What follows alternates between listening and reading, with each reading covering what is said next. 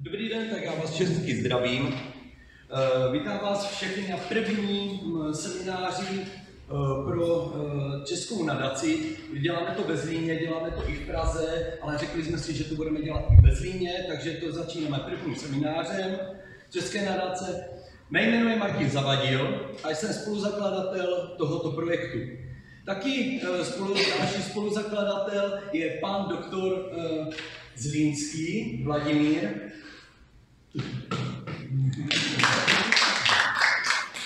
který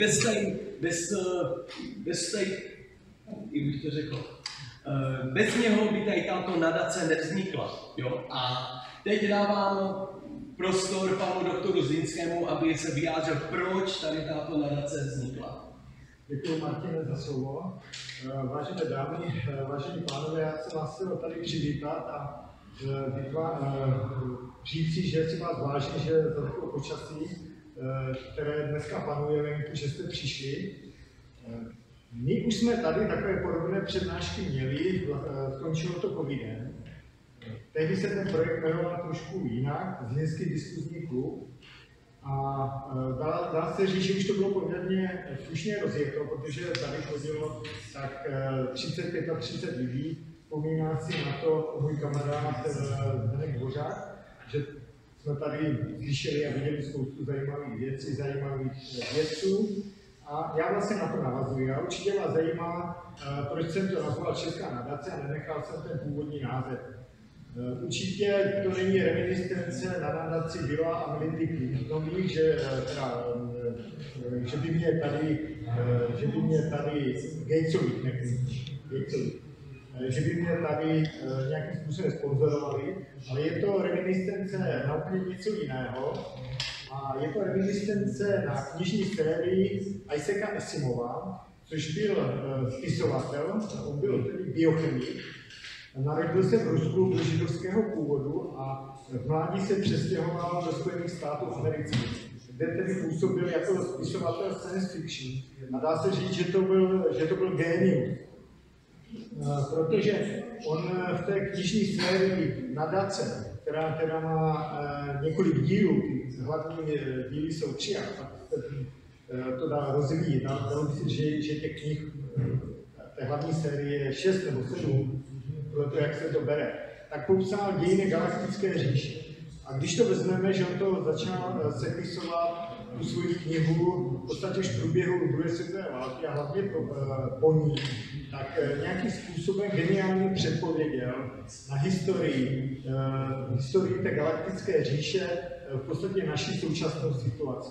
Ale samozřejmě ta podobnost je jenom částečná, protože on tam popisuje galaktickou říši, která se skládala z miliard světů. A ta galaktická říše byla centrálně řízená a v podstatě díky tomu, že už existovala dlouho, tak začínal nějakým způsobem degenerovat, objevily se příznaky degenerace, to řízení nefungovalo a objevil se tam vědec, který se jmenuje Harrison, to byl geniální matematik, který vymyslel teorii psychohistorie, kdy vlastně z toho množství těch lidí a sběrem těch dat a zpracování těch dat dokázal s velkou pravděpodobností předpovědět historický vývoj té galaktické říše. A z toho zpracování psychohistorického mu vyšlo, že lze zkrátit 30 000 let chaosu, kterou tu říši čeká tím, že se provedou určité kroky a že se celá ta doba toho chaosu zkrátí na 1000 let. A proto založil nadaci.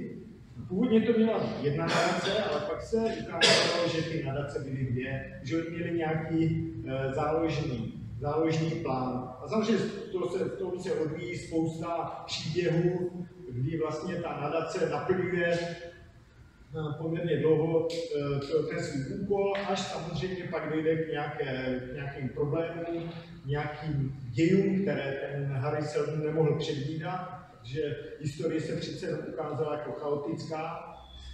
Nicméně se dojde k tomu, že ta říše nějakým způsobem skolabuje a vlastně na bázi těch 2 nadací, jednak nadací té technologické, která měla udržovat vzdělanost a technologický pokrok, a nadací, řekl takové mentální, která měla hlavně podporovat myšlení lidstva a funkce, které na to myšlení byly závislé, jako třeba telepatie, tak nakonec po určitých peripetích došlo k tomu, že došlo k vytvoření tzv.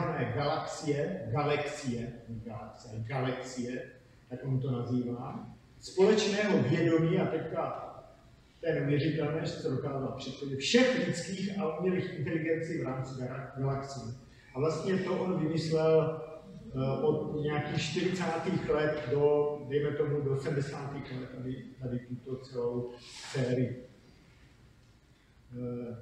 Teď, když se podíváme do současnosti, tak podle mého názoru i podle názoru dalších lidí sledujeme prvky degenerace v naší společnosti, hlavně teda rozvinutých, kdy vidíme, že nám upadá nějaká ta pozitivní kreativita, racionální myšlení, pravděpodobně intelekt nám klesá, u těch populací, které přicházejí, objevuje se genderová fluidita, syndrom sněhové vločky, to znamená snížená psychická odolnost nebo rezilience. Dochází k demografické deklinaci, to znamená vymíráme, nejsme schopni se ani reprodukovat. A zajímavé je, že všechna ta nebezpečí jsou bagatelizována a hlouposti a nepodstatné věci jsou zvětšovány. Já jsem tady si dovolil ukázat fotku ze soutěže Eurovize, kde vidíte, já nevím, abych to nazval, nechci být neúctivý, nějaké osoby, které nějakým způsobem se prezentují. Zajímavé je třeba ta osoba v tom žlutém, že má ty rohy, což mě připomíná, že je to nějaká reminiscence na satanismus. A přitom vidíte, že má v rukou duhovou vlajku, což vidíte, že duhová vlajka je vlajka transgender a genderových teorií. Existoval jeden geniální malíř koncem 15. století, byl to Holanďan, ale působil ve Španělsku, jmenoval se Hieronymus Bosch.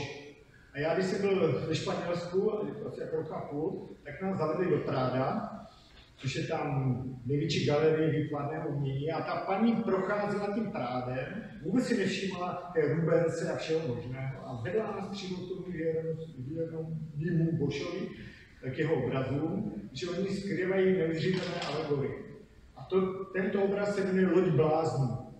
Je to výsek toho obrazu, takže vy tam moc nevidíte, co je podstatné. To je útes, a to vrátím zpátky, to je útes, Martine, poslední na útes, vidíš ho?